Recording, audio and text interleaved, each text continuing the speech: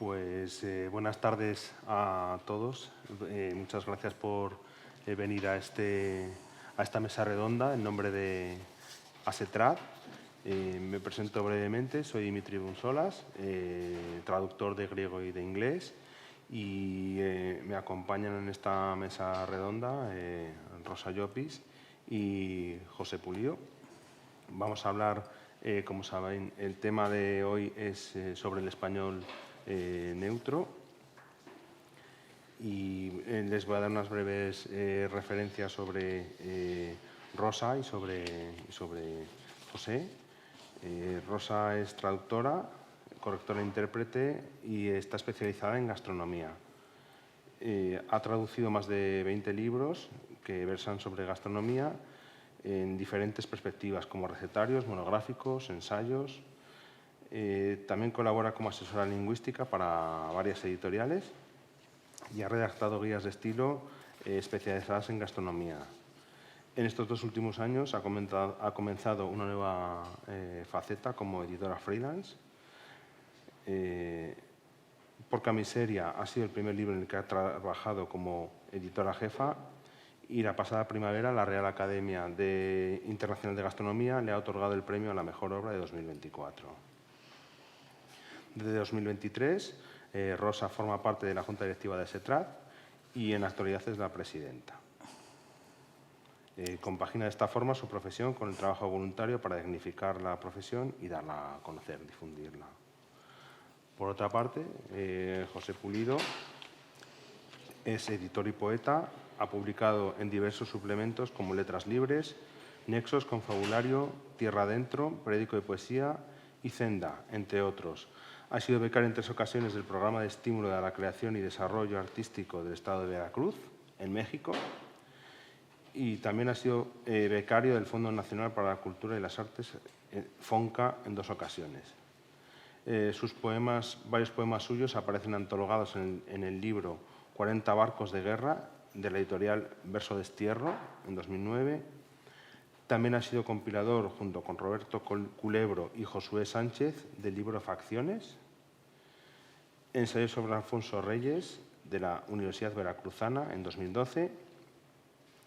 En 2015 ha publicado el libro Permanencia Voluntaria, en Diablura Ediciones. Y más recientemente ha publicado también Escenas de vacas interminables, en Malpaís Ediciones, en 2020. Actualmente es editor de mesa en Editorial Almadía y corrector de estilo de la revista Cuadernos Hispanoamericanos. Gracias. Pues, sin más, si os parece, Rosa y José, vamos a pasar al tema que nos ocupa, que es el español neutro. Y yo quería empezar por preguntarle a Rosa en qué consiste realmente el español neutro. ¿Nos podrías decir, para ti, si lo tenemos que explicar aquí, una breve definición, si me pudierais decir los dos, qué es para vosotros, cómo lo entendéis, qué es el español neutro y cómo encontramos y quién determina esa neutralidad del español? Empezamos por ahí, si os parece. Si quieres una respuesta corta, Sí. Te voy a dar la respuesta que precisamente me ha recordado hace un ratito nuestro amigo Antonio Martín, Sí. que es la que da nuestro otro amigo, traductor Xosé Castro. El español neutro es ese español que incomoda a todos los hispanohablantes, porque a ninguno le suena natural.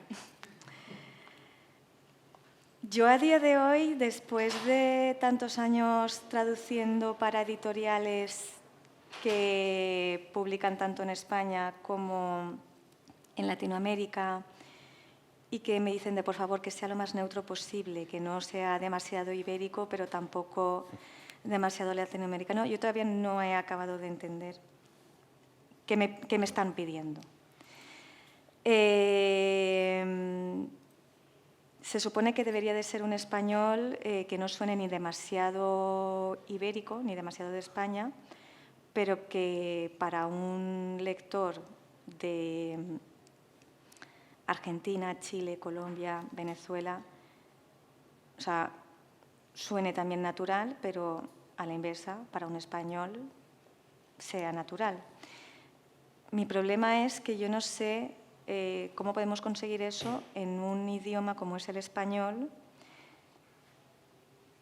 que ya no es que cambie, o sea, para empezar hay un océano inmenso entre uno de los países y el resto de los países.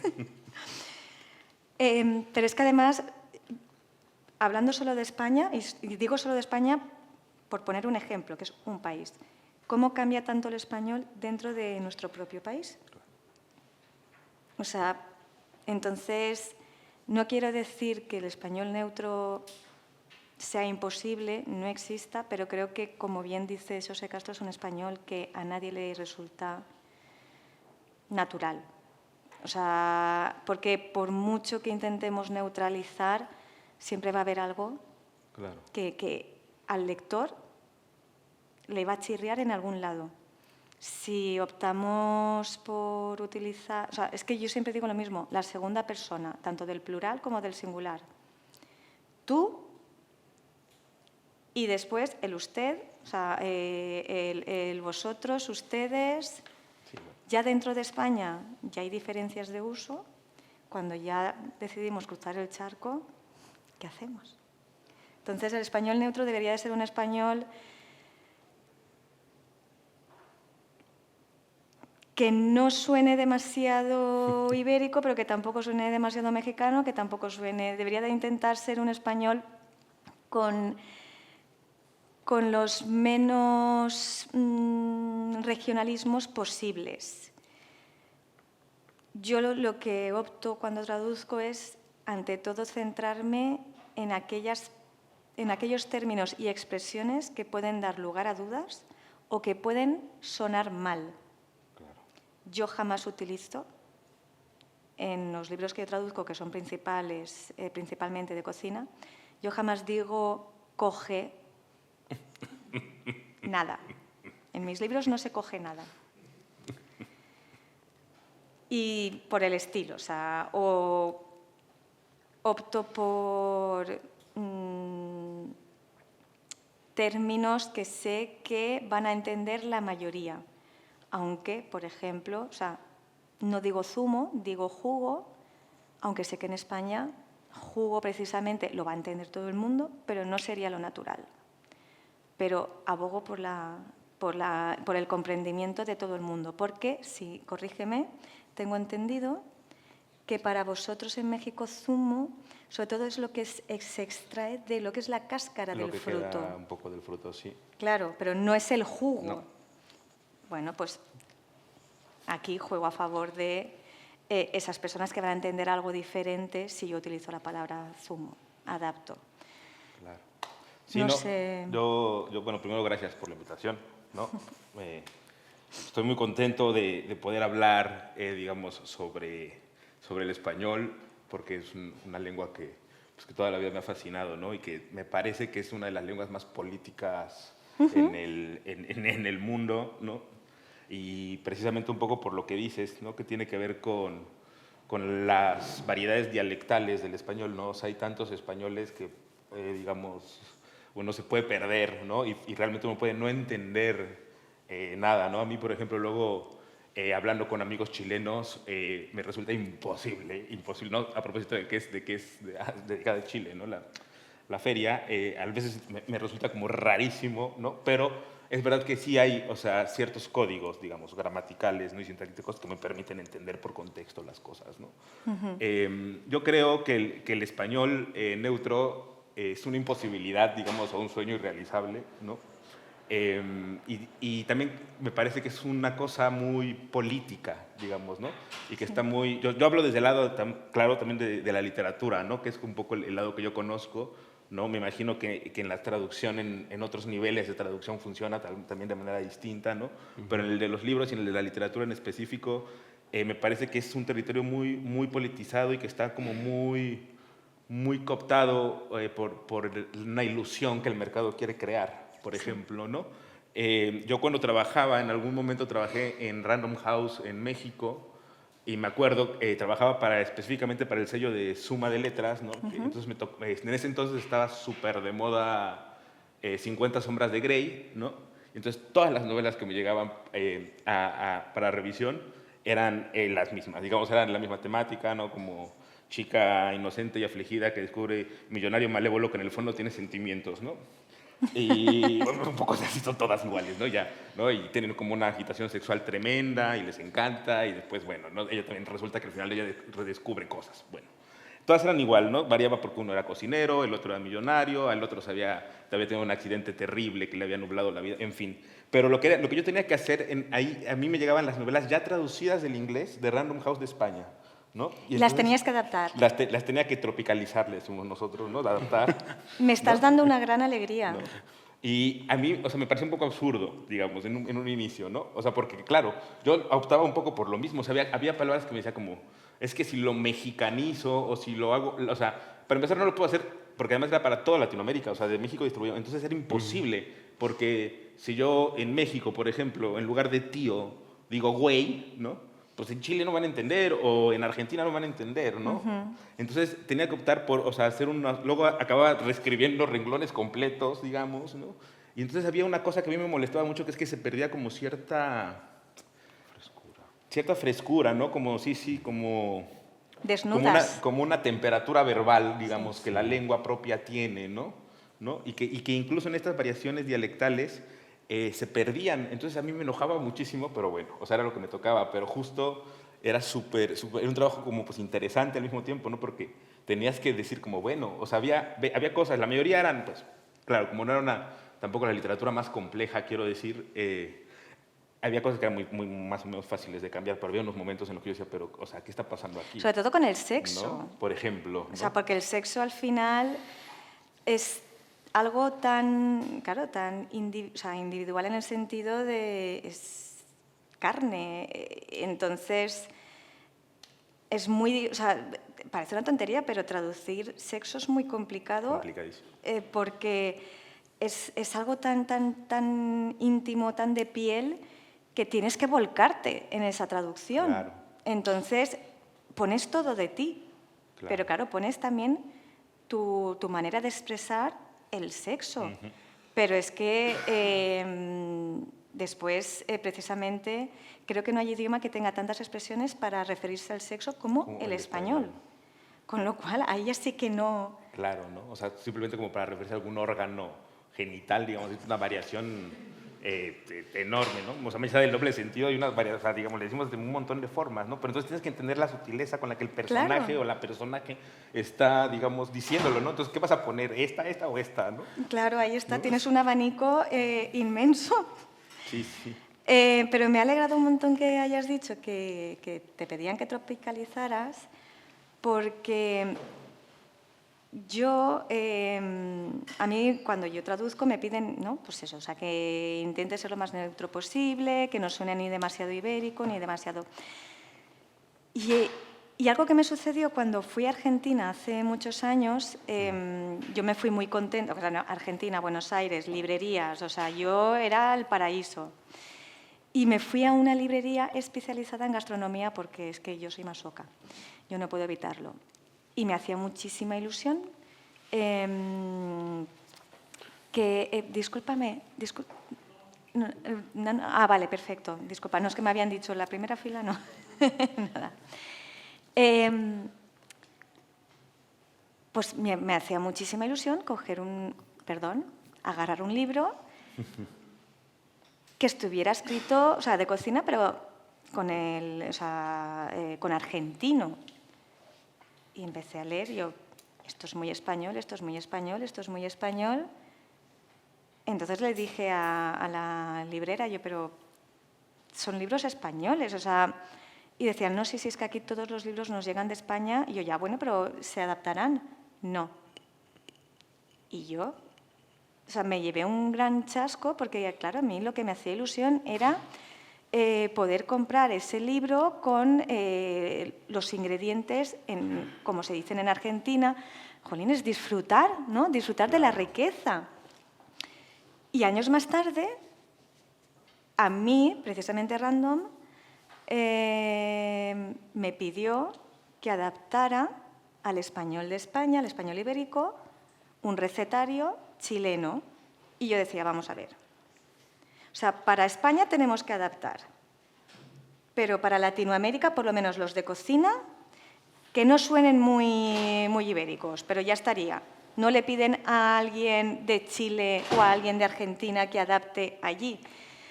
Pues es que a mí ese imperialismo del español de España me molesta mucho. No, bueno, ¿yo qué te voy a decir? A mí también.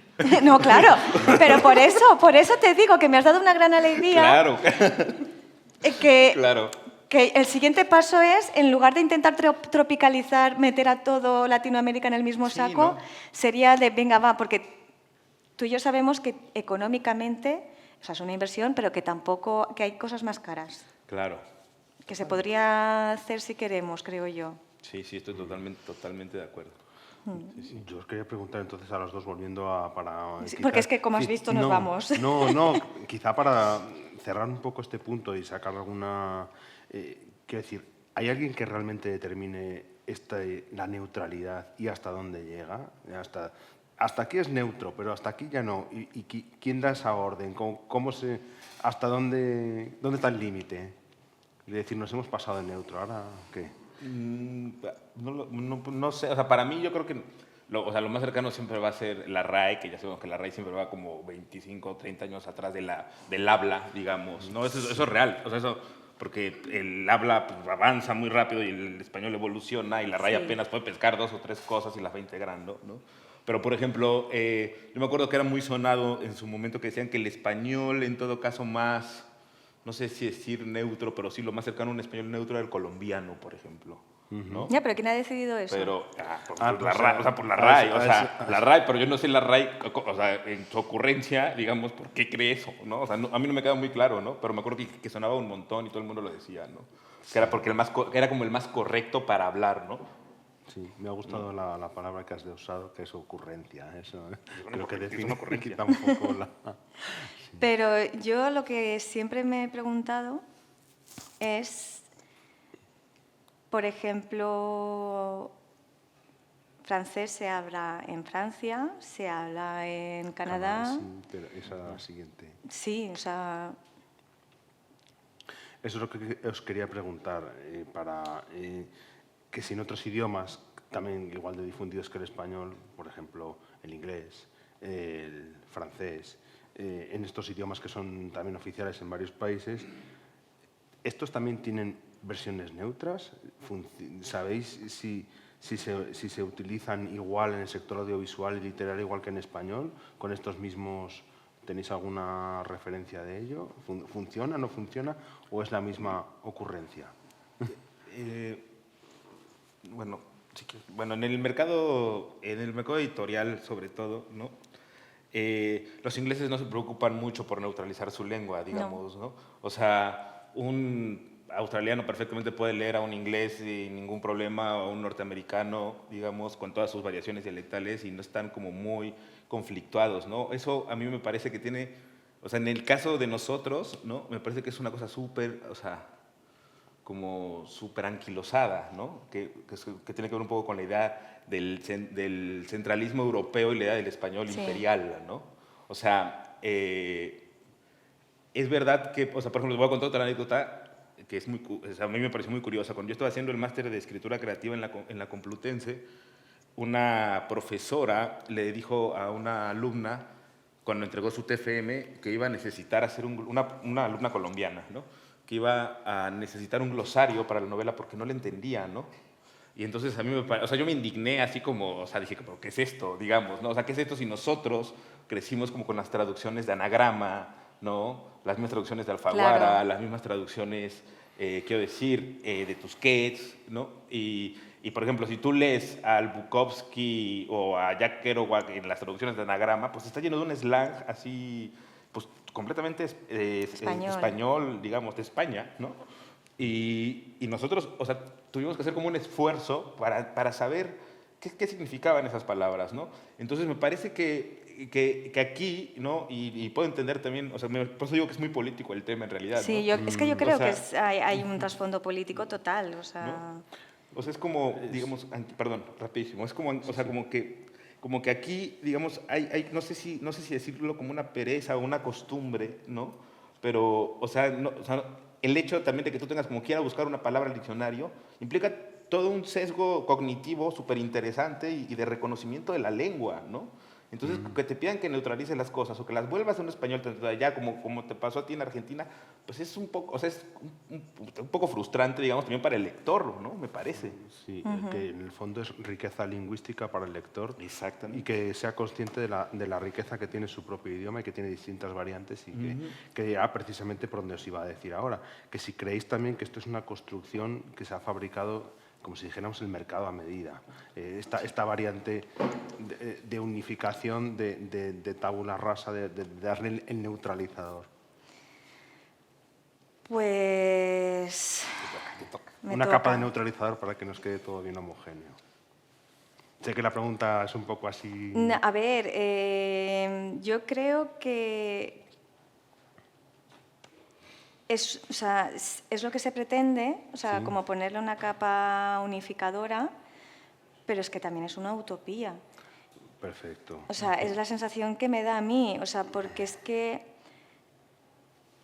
que siempre va a sonar mal a alguien, siempre, y se va a perder esa riqueza. Y respondiendo a lo anterior que decías de lo del inglés, discúlpame, o sea, del inglés y el francés, con el francés yo no puedo decir tanto porque, o sea, yo no es un idioma que trabaje, pero el inglés, hay una editorial con la que yo trabajo, o sea, quiero decirte, una editorial que me envía libros en inglés de una editorial de, creo recordar que es de Reino Unido, que me hace mucha gracia. Son libros de cocina y ya traen el ingrediente en inglés de Reino Unido, británico, y entre paréntesis es el nombre en inglés americano. Aubergine, paréntesis, eggplant. Courgette, paréntesis, zucchini. O sea, y nadie se está muriendo en esa editorial porque estén reconociendo que hay palabras que en ambos sitios se dicen de otra manera. Yo cuando trabajo con las editoriales que me piden eso de que no suene demasiado, yo lo que siempre les digo es, ¿por qué no hacemos un glosario? O sea, elijamos lo que elijamos, ¿no? Sí. Pero hagamos al final un glosario en el que se pueda consultar, yo qué sé, pues si digo judía verde, pues al final un glosario con los ingredientes. Frijol, chaucha, vaina, arveja. Arveja, claro. Si es que ya solo en España ya tenemos un montón de maneras de llamarlo. O sea, es que es el problema, claro. Pues ponemos un glosario y nadie se muere, al contrario, gana riqueza. Claro. O sea, porque sí que es verdad que con el inglés es un poquito más fácil porque normalmente son solo dos maneras diferentes de decirlo. En español pues somos mucho más prolijos, por lo que sea. Claro. Pero, hombre, no se va a morir. Claro, también es verdad, digamos, también es verdad, o sea, y es lo que decía hace un rato, o sea, yo hablo como desde la literatura, ¿no? O sea, como que a un autor no le puedes quitar su lengua, por ejemplo, eso pienso yo, ¿no? O sea, en el caso, por ejemplo, de libros, como un libro de cocina, ¿no? Me parece que se permite más fluctuar y jugar justo con estas posibilidades, ¿no? Un libro médico, ¿no? O sea, porque necesariamente, eso incluso es necesario, digamos, ¿no? Porque No, claro. ¿no? No, y yo, por ejemplo, he traducido un par de libros que son de cocina mexicana, escritos por mexicanos. Entonces yo ahí a las editoriales les dije, lo siento mucho, pero yo voy a utilizar los ingredientes en mexicano, porque me parece absurdo, aunque estemos traduciendo en España, que le pongamos a una persona de México el nombre de los ingredientes en español, cuando no los va a decir así en la vida. Claro. Y al que no le guste, que se vaya a un diccionario o incluimos el glosario. Ahí sí que se incluyó el glosario, en esos dos libros. Claro. Cuando, cuando hemos intentado ser neutros, no se ha incluido. Yo me acuerdo la primera vez que fui aquí a una carnicería. Todo mal. Bueno, hijo mío, todo lo que compré estuvo mal y no pude hacer lo que yo quería hacer. Así nada más, así de complejo. Bueno, pero ahí es que los cortes difieren de país a país. O sea, eso ya es que también es otro tema. Claro. Sí. Los cortes, ahí ya no podemos hacer gran cosa. Es verdad. Y lo que dices de intentar unificar es que, o sea, sí, o sea, yo creo que es lo que se pretende, pero también a mí... No se consigue.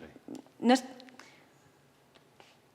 pues no sé si es imposible, pero me parece bastante complicado. ¿No? Que por ahí va precisamente lo que os iba a decir, los que os iba a proponer ahora, que si precisamente este intento de hacer la unificación es para con un supuesto objetivo de pretender ampliar la circulación de los textos, que sean más accesibles en los demás países, y que si, precisamente, como estás indicando tú, la mayoría de las veces se fracasa, ¿no? Porque el destinatario, como está diciendo también José, no se identifica con lo que, algo tan básico como lo que estás diciendo, si vas a vender el libro en México, pues tiene que ir con algo que el destinatario, si no se entiende, se siente un extranjero en su propia lengua. Le estás quitando esas marcas propias de lo que él está acostumbrado a utilizar todos los días, o incluso estamos de acuerdo entonces que la línea, que hay que mantener esas marcas propias de cada intentarlo al menos. A ver, yo creo que se fracasa, yo creo que depende mucho Entre del comillas, libro. a lo mejor, No, o sea, por ejemplo, los de cocina, pues al final se fracasa, se pierde, pero en un libro de literatura yo creo que es que se pierde muchísimo más. Ahí sí que lo veo, o sea, fracaso pues no lo sé, Claro. pero yo creo que se pierden muchos matices al intentar neutralizar. Sí, totalmente. A mí me parece como, o sea, insisto, a mí me parece como una cosa tremenda, que además como muy acorde a nuestros tiempos, ¿no? O sea, el mercado editorial cada vez es más voraz, digamos, ¿no? Y cada vez necesita homologar y homogeneizar más incluso la escritura de los autores, ¿no? O sea, yo conozco a muchos autores, ¿no? Que incluso piensan, o sea, ya no escriben, digamos, o sea, escriben para ser traducidos inmediatamente, digamos, ¿no? ¿Eso qué significa? Que su español, pues, pierde cierta complejidad, ¿no? Y cierta rasgo de identidad, ¿no? ¿No? Y entonces, eso, o sea, eso me parece justo que tiene que ver también porque el mercado, un poco como dices, o sea, necesita como una especie de tabla más o menos homogénea donde todos, porque representa pues más ventas, representa más movimiento global, ¿no? Pero Sí. hay una pérdida enorme, digamos, de conocimiento, Claro. de riqueza lingüística. O sea, a mí me parece que es como desastroso porque sí creo que, o sea, en el caso de la literatura sobre todo, ¿no? Lo interesante de estas variantes dialectales del español, ¿no? Es que uno también tiene que aprender a convivir como con o sea, con la incomodidad del otro. El otro que te incomoda, no necesariamente tienes como que desterrarlo, ¿no? También tienes que integrarlo, conocerlo y reconocerlo, ¿no?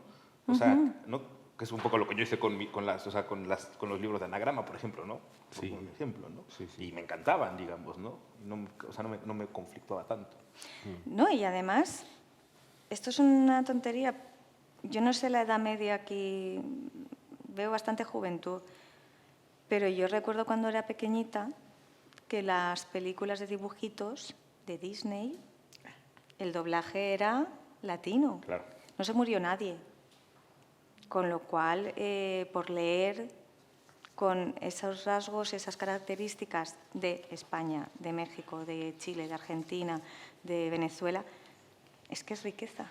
Sí, es que además era lo siguiente que me das pie, porque era lo siguiente que iba a decir. Mario Vargas Llosa, todo el mundo lo ha leído y no se ha adaptado. Todos los escritores de Hispanoamérica, Gabriel García Márquez, tampoco se ha adaptado. Habría que ir adaptando escritor por escritor y nadie pone en duda que era lo siguiente que os iba a decir. Y que, porque se perdería en ese caso, no sé si me podéis aportar algo más, se estarían quitando localismos, giros sintácticos, referencias culturales, tendríamos que ir con todo a la vez. Entonces, creo que la lengua llega hasta ese punto de las diferentes manifestaciones del español, están aportando todas esas cosas. Si intentamos adaptar esa neutralidad, todo eso efectivamente se perdería en toda esa riqueza del idioma. Es como... Sí, totalmente. Porque además también es un poco como tú te lo plantees como lector, o sea, porque hay lectores que les molesta, ¿eh? O sea, hay lectores que les molesta no entender a la primera lo que está diciendo el autor. Entonces yo ahí también entiendo un poco a la editorial que diga de, bueno, pues si esto puede generar un conflicto, pues lo elimino porque quiero maximizar ventas. Pero yo ya no sé la reflexión desde dónde tiene que venir. O sea, quiero decir, es que a lo mejor la editorial tiene que ser valiente y defender a su autor. O sea, porque al final estás ganando una riqueza lingüística que a lo mejor tú no vas a incorporar esas expresiones que estás descubriendo con ese autor. O sea, yo, por ejemplo, hace un par de años descubrí a Guadalupe Nettel, que es maravillosa, es mexicana, tiene un español precioso y he descubierto unas expresiones pues, que a lo mejor yo no utilizo en mi día a día, pero me parece, o sea, maneras de expresar o otros refranes, otras expresiones que decía, pero qué bonito, qué belleza, no me lo incorporo. Y hay veces que sí que me quedo algunas palabras que digo, esta me la voy a quedar porque me parece muy bonita, o esta expresión me la voy a quedar. O, por ejemplo, ahora últimamente estoy leyendo mucho a Leonardo Padura, que es cubano, y también lo mismo. Y además me encanta porque, o sea, también traductora, lingüista, pues te fijas mucho en las expresiones, el qué cosa tú dices. Para nosotros no lo decimos así, pero dices, jo, o sea, qué curioso, como tan natural para ellos, pues te tendría que agradar descubrir cómo hablan tus hermanos de idioma. Entonces, yo entiendo que, bueno, pues que a lo mejor para que al final los lectores hagamos esa reflexión de, ostras, esto es riqueza, primero a lo mejor las editoriales tendrían que ser, sobre todo las grandes editoriales, tendrían que ser un poquito más valientes de defender a sus autores. Y a sus autores y a sus traductores. Y si estamos en México y estamos traduciendo a un autor sueco para México, defender a mi traductor de México y respetar el cómo traduce, aunque yo luego vaya a vender ese libro en otros países hispanohablantes.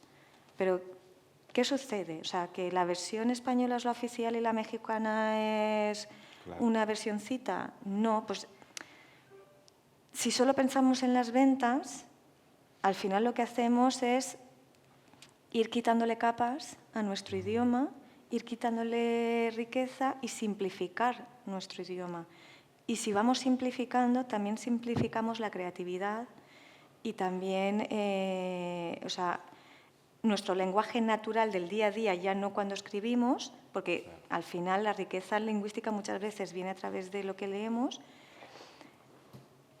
y al final nos acabamos con unas ideas muy pobres, porque el pensamiento va muy ligado al lenguaje, va totalmente ligado. Si simplificamos nuestro lenguaje, o sea, si vamos hasta esos niveles de simplificación, al final nuestro pensamiento también se convierte en simple. No sé tú, Claro. o sea, a lo mejor yo estoy siendo muy dramática. No, yo soy mexicano, mi rasgo es el drama, entonces estoy de acuerdo. Totalmente. No, estoy totalmente de acuerdo. O sea, quiero decir, es que ya lo dijiste todo muy bien. O sea, las grandes editoriales, digamos, es un problema, no, insisto. ¿Vosotros en Almadía cómo lo enfocáis? No, nosotros, o sea, lo que hacemos es, pues, o sea, si tenemos un traductor colombiano, pues el libro, digamos, lo editamos lo que haya que editar, pero no le cambiamos esto a español, ¿no? O sea, yo me sentiría fatal. ¿no? Claro, ¿no? o sea, si tú fueras traductor te sentirías claro. ofendido. Y es que lo que te iba a decir precisamente es que a mí me parece, o sea, por ejemplo, no voy a decir traducir el español, pero me parece que es como justo un poco, o sea, lo que mencionas tiene como este ejercicio que tiene el de la traducción también, ¿no? O sea, por ejemplo, o sea, tú quieres traducir, no sé, la Divina Comedia, ¿no? Pues revisas 3 o 4 traducciones, ¿no? O sea, no te quedas con la que uno considera la traducción hegemónica, ¿no? Ves la de Micó, no sé, ves la de Alcinoe de Argentina, ¿no? Y ves esas variaciones del idioma, ¿no? Y eso te enriquece para poder crear tu propio trabajo como traductor, ¿no? Entonces me parece que es como un ejercicio similar con la realidad, ¿no? O sea, se trata de no luchar por un consenso del español, ¿no? Sino por luchar por entendernos desde la diferencia de cada español, digamos, ¿no? O sea, como que esa diferencia es la que la hace una de las lenguas más habladas en el mundo después de todo también, ¿no? Claro, y ¿no? celebrar esas diferencias. Y eso es increíble, digamos, ¿no? O sea, y además, pues sí, yo sí creo mucho esa cosa que dicen de que pues una lengua es un mundo, ¿no? O sea, y entonces me parece o sea, que también en el español aplica, o sea, tu español se ensancha, se enriquece, digamos, ¿no? Si no lo neutralizas, ¿no? Claro. ¿No? O sea, y digamos, yo no me imagino, por ejemplo, Pedro Páramo, ¿no? Traducido al español argentino, ¿no? Así como, vine a Comala, boludo, porque... No, o sea, quiero decir, o sea, ¿qué está pasando? ¿Sabes? Como, o sea, hay cosas ahí que, o sea, ¿no? No, o a Borges, digamos, en mexicano, ¿no?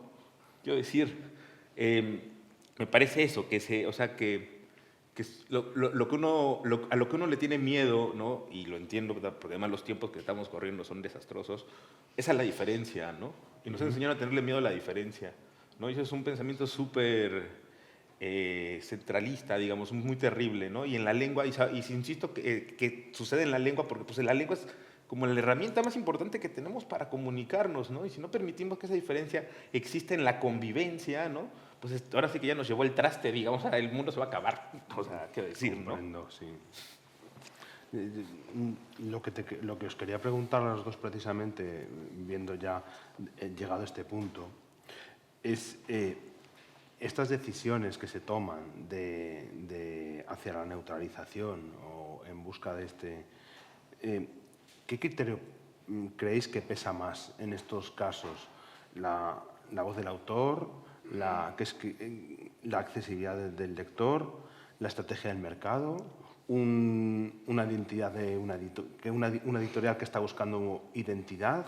¿Qué creéis vosotros? O todas o ninguna. Todas y ninguna, justo. Es un poco así, es que es un poco así, o sea, depende de la editorial, ¿no? Sí. O sea, un poco lo que decías, o sea, si es una editorial grande y transnacional, pues probablemente, ¿no? Algunos de sus sellos tiendan a tratar de homologar lo más posible la lengua, ¿no? Y en otros permitirán que el autor se exprese tal cual, ¿no? En mi caso yo siempre voy a defender a mis autores, digamos, ¿no? Es lo que me toca, o sea, como editor es lo que me toca. Y entonces escribes sin tener en cuenta el español neutro. Sí, no, o sea, es como, o sea, por ejemplo, los libros que sacamos acá de autores españoles, pues también los mandamos a México, ¿no? Y no voy a mexicanizar a mis autores españoles tampoco, o sea, no tendría sentido, digamos. Claro, o sea, yo creo que sobre todo nos piden ese español neutro cuando estamos traduciendo, quizás, porque, claro, neutralizar a un español o neutralizar a un mexicano, un colombiano, es más difícil, porque tú coges el libro, o sea, tú compras un libro y tú sabes que esa persona es de España, entonces asumes. Creo que lo vemos más al traducir del francés al español, del inglés al español, del sueco. Y yo creo que los grandes sellos, sobre todo, como van a comercializar en todos los países hispanohablantes, querrán sacar el máximo partido a esa traducción. Quiero pensar que ese es el motivo, o sea, que está primando sobre todo el aprovechar al máximo uno de esos procesos que se elaboran, o sea, que se dan durante la edición de un libro. Pero yo no veo descabellado que una vez haya traducido se pueda adaptar, creo yo. O sea, claro, claro. Sobre todo un gran sello.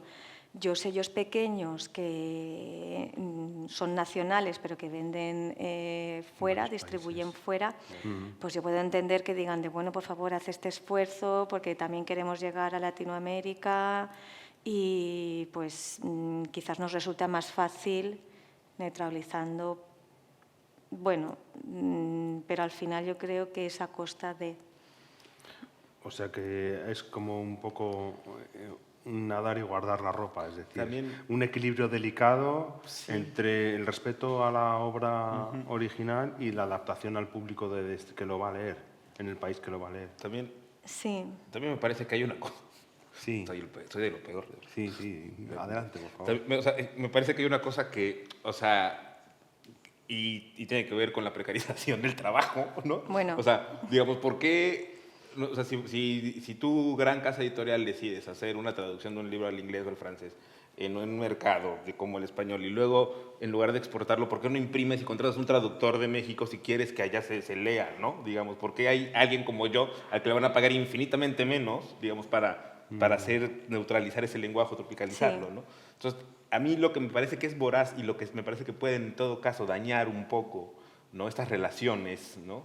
es como la construcción del imaginario Común. editorial, digamos, y corporativo, ¿no? Transnacional, o sea, porque son editoriales que se quieren parecer mucho al mercado norteamericano, ¿no? O sea, la forma en la que las grandes editoriales funcionan es un poco esa, ¿no? Y nosotros no somos el mercado norteamericano, ni siquiera nos pagan lo que le pagan a los autores norteamericanos por un adelanto, digamos, ¿no? O un traductor, ¿no?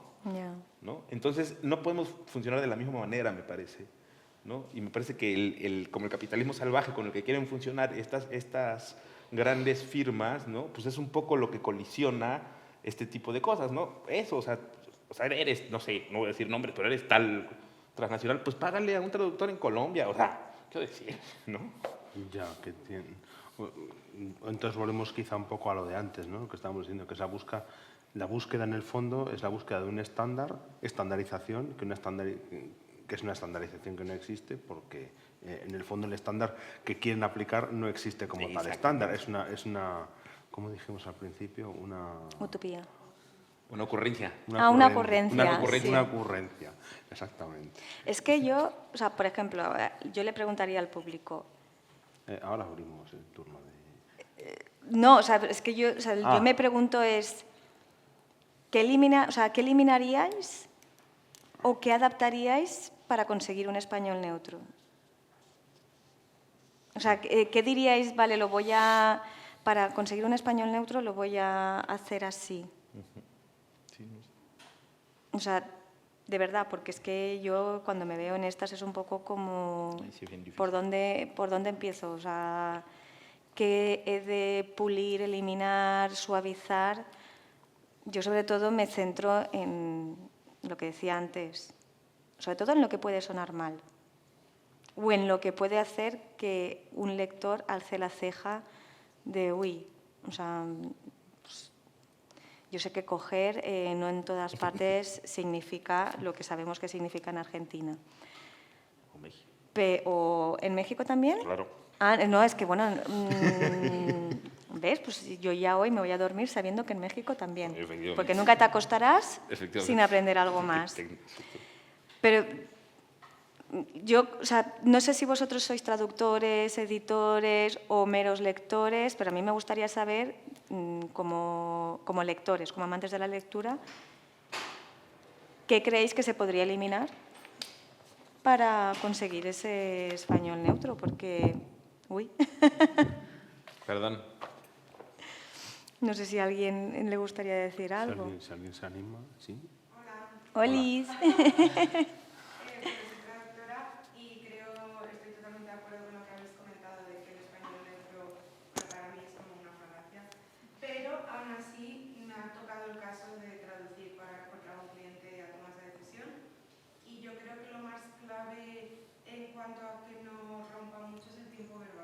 Sí. Para mí eso es bastante importante porque solo en España y ni siquiera en toda España usamos el hecho tal, ese tipo de construcciones. Entonces yo esas siempre las elimino como por defecto y empieza desde ahí, que es una cosa muy básica, pero a mí yo creo que hace que ya se suavice un poquillo más. Sí. Y el usted frente al tú. El usted frente al tú. Lo que pasa es que eso en España, en una gran parte de España, por ejemplo, no resultaría natural. No resulta cómodo, pero bueno, también lo escuchamos, o sea, no es que no exista, no es como usar el vos. O sea, vos es mucho más incómodo en España Sí. que usted.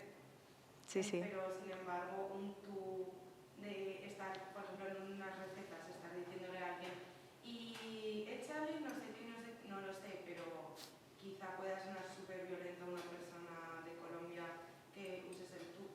Ya. No lo sé, por mayoría. Yo funcionaría por mayoría.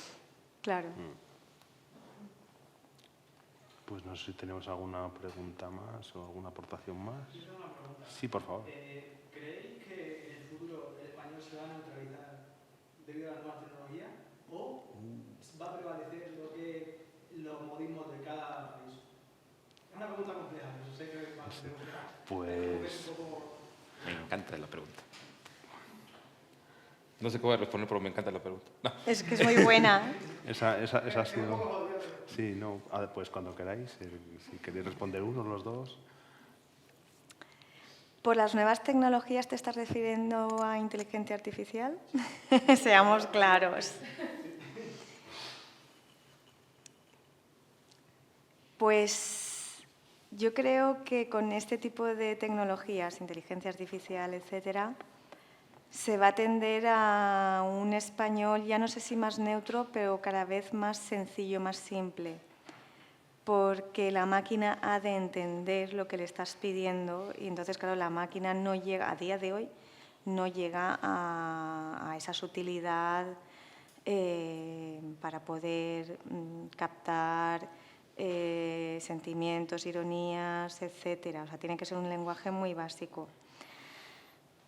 Por lo tanto, quizás nos llegamos a acostumbrar o a normalizar el utilizar un español muy, muy sencillo, que no sé si eso sería neutro, porque aún así,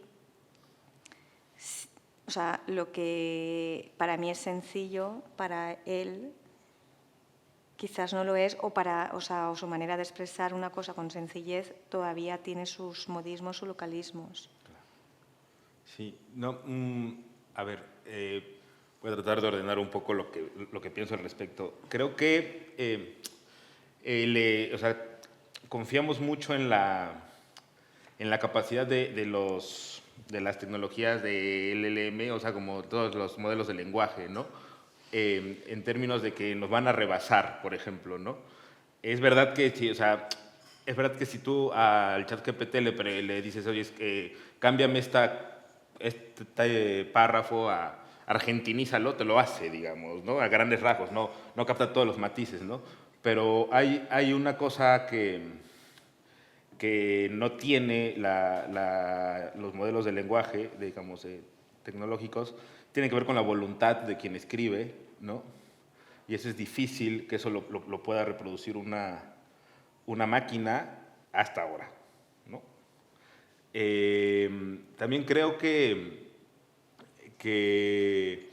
ahorita no, o sea, claro, pues ahorita no, es como cuando estaban las redes sociales, o sea, nos parece como la panacea o para algunos, para otros nos parece el gran conflicto, pero en realidad el problema no es, me parece que también tiene que ver con que la decisión de qué inteligencia artificial usas incluso es política, digamos, ¿no? O sea, también, o sea, ¿no? Porque también son grandes corporativos, ¿no? O sea, los que están teniendo tus datos, tu información, entienden tus modos de comunicarte, de expresión, ¿no? Y los pueden llegar como imitar para 1001 cosas, digamos, ¿no? Y desde luego, pues, de recibir dinero, ¿no? Entonces, no es lo mismo usar ChatGPT que usar DeepSeek, por ejemplo, ¿no? Y en ese sentido, o sea, por ese lado creo que hay o sea, como un problema, digamos, que es precisamente, o sea, como que no va a alcanzar nunca, me parece, tampoco los matices como la velocidad a la que la lengua se mueve, ¿no? Además, hay que pensar que la gente que tiene acceso a la tecnología... O sea, ¿consideras que también será lento como la RAE?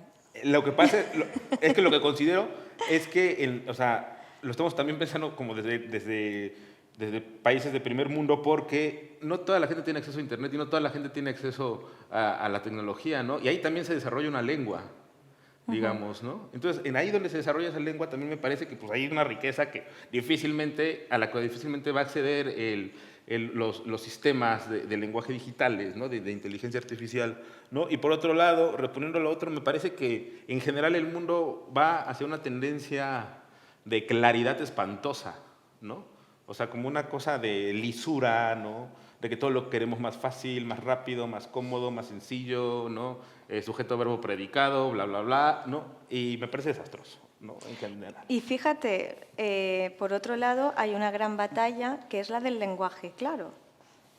El lenguaje claro administrativo, o sea, sí. Esa letra pequeña, bueno, cuando hemos recibido una carta de Hacienda, o sea, que hay veces que dices, ¿tengo que pagar? O sea, yo no sé, claro, no estoy entendiendo qué me está diciendo. O sea, es muy curioso, o sea, porque por un lado nos está asustando eso, que cada vez tendemos a buscar un vocabulario cada vez más sencillo, Y por el otro lado, en el lado administrativo, lo que estamos solicitando precisamente es un lenguaje claro, o sea, que yo reciba una carta de la administración pública y me quede claro qué quieren de mí. Claro.